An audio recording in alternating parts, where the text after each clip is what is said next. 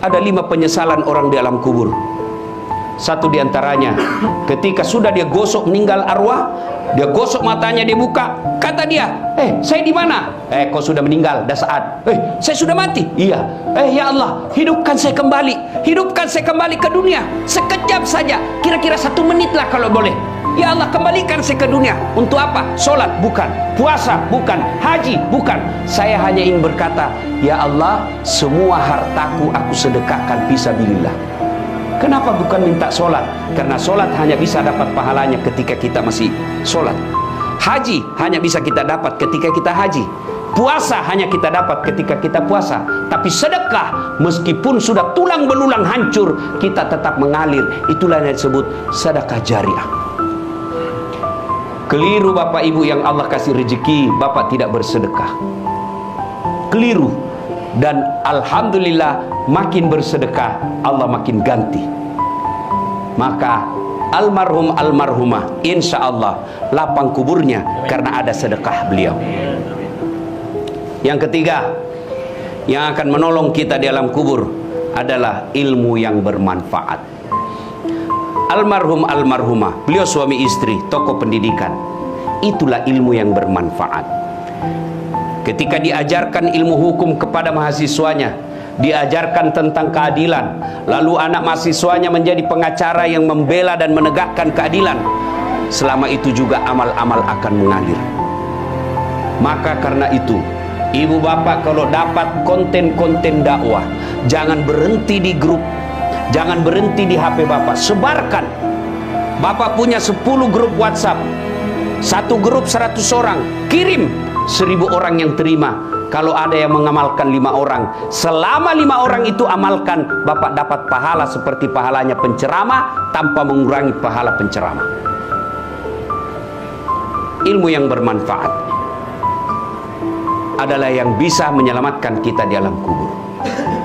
Inilah 3 yang akan terus mengalir meskipun kita sudah di alam kubur, bahkan sudah habis tulang belulang kita.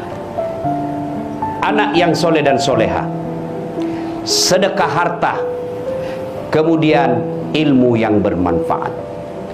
Dan orang yang ada di alam kubur sekarang masih transit, belum sampai surga, termasuk Rasulullah Muhammad SAW. Dan siapa yang paling menderita di alam kubur? Kata Nabi, orang yang paling menderita di alam kubur nanti adalah al-mutahawil bis sholah, yang menganggap enteng sholat. Saya mau tanya, bapak-bapak, kalau pergi merantau ke Sulawesi Selatan, ternyata bapak tidak nyaman di Sulawesi Selatan, ada pilihan? Ada? Ada. Balik lagi ke Jakarta. Saudara-saudara dari Jawa merantau ke Sumatera, ternyata di sana tidak bagus. Ada pilihan? Ada. Balik lagi ke Jawa. Mangan orang mangan, yang penting ngumpul. Iya. Iya toh? Bapak-bapak kalah pil caleg, ada pilihan? Kalah pilpres, ada pilihan? Ada. Tunggu lagi 5 tahun yang akan datang, kita tanding lagi. Ya, tidak disenang sama gubernur, ada pilihan? Ada. Apa? Pensiun dini. Selesai urusan, biar ada di situ kita lewat. Bukan lagi gubernurku. Iya kan? Ibu-ibu, suami cerewet, suami kasar, ada pilihan bu? Ada. Pulangkan saja aku pada ibuku atau ayahku. Selesai.